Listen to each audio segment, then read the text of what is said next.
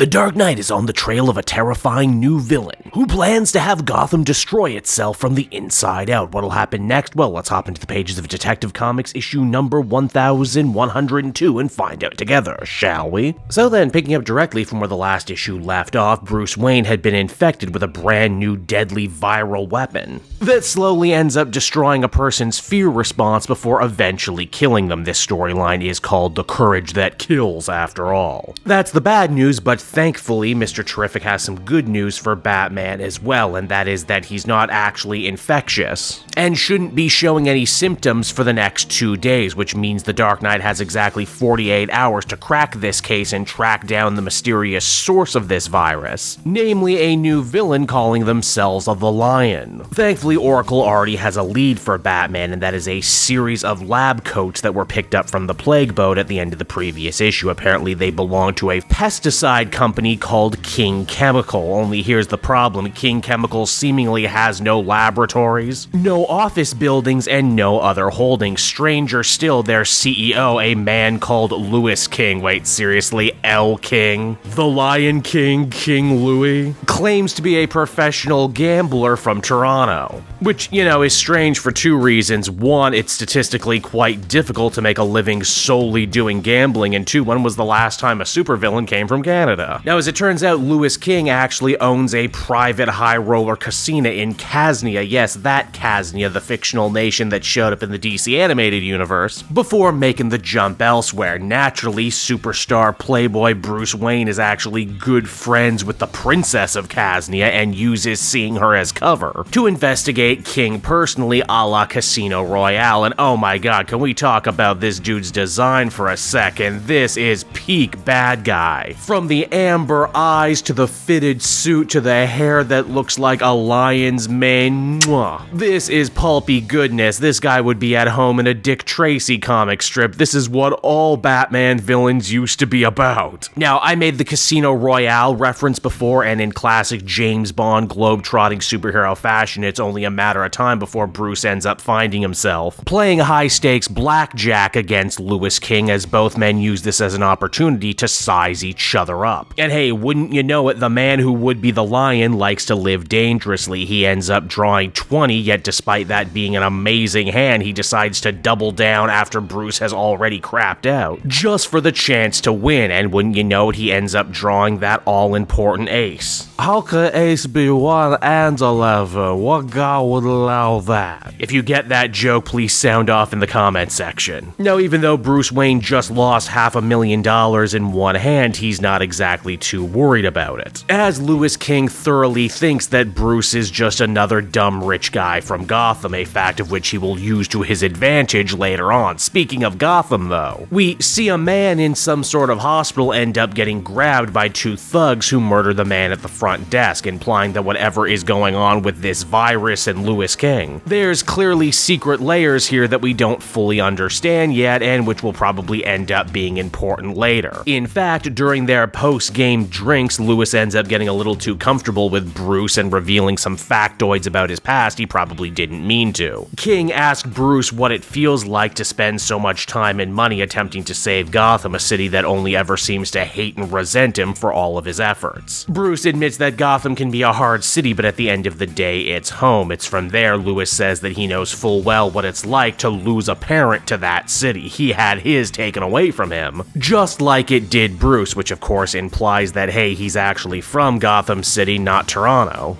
and that he is almost certainly that little boy from the beginning of the previous issue, though I have to wonder if the timeline on that adds up. King excuses himself from the meeting, and Batman quickly flies into action, suiting up and stealing a car so he can give chase. As Oracle explains over the comms, apparently everything about Louis King has been completely fabricated. His name is fake, which no duh, but also all of his online entries are completely AI generated. In fact, every picture of this guy that exists is only a couple years old, implying that someone out there spent a lot of time, money, and effort to create someone out of whole cloth, but why?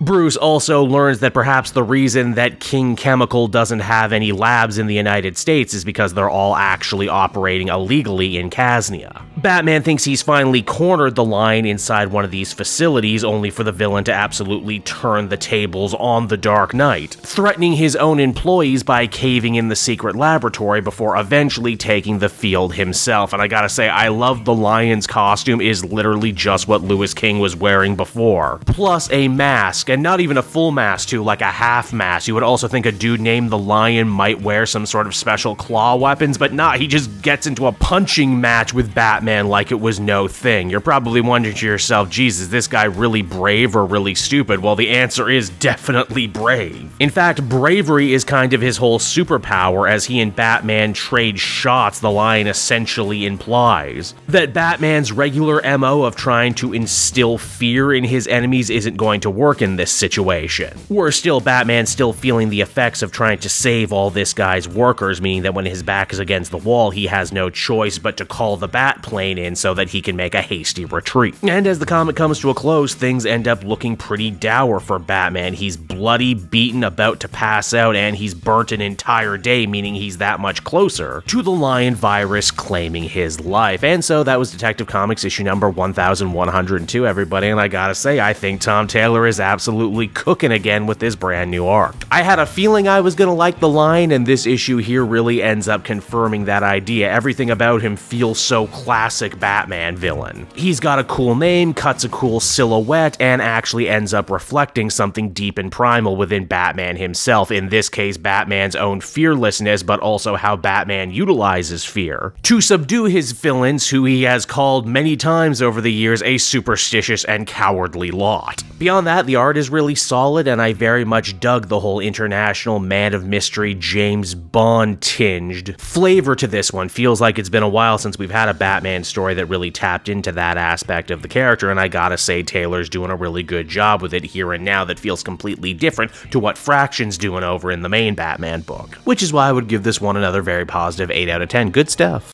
Hey there everyone, it's your pal Cape Joel again, and if you're seeing my face right now, that means you watched to the end of the video, and I'll always be grateful for that. Retention helps in this crazy YouTube game, and so does becoming a patron. If you head on down to the description, you can find a link to my Patreon page. Recently just redid all the tiers, a lot of cool stuff offering up there, exclusive commentaries, exclusive polls, behind the scenes concept art for Capes and Quest. That's the brand new D&D show I've started soon. Never been a better time to become a patron. You can become a patron for as little as $1 a month and help the channel grow and, help me continue to deliver content like what you just saw. So I want to thank you all, and I will see you again next time. Bye-bye.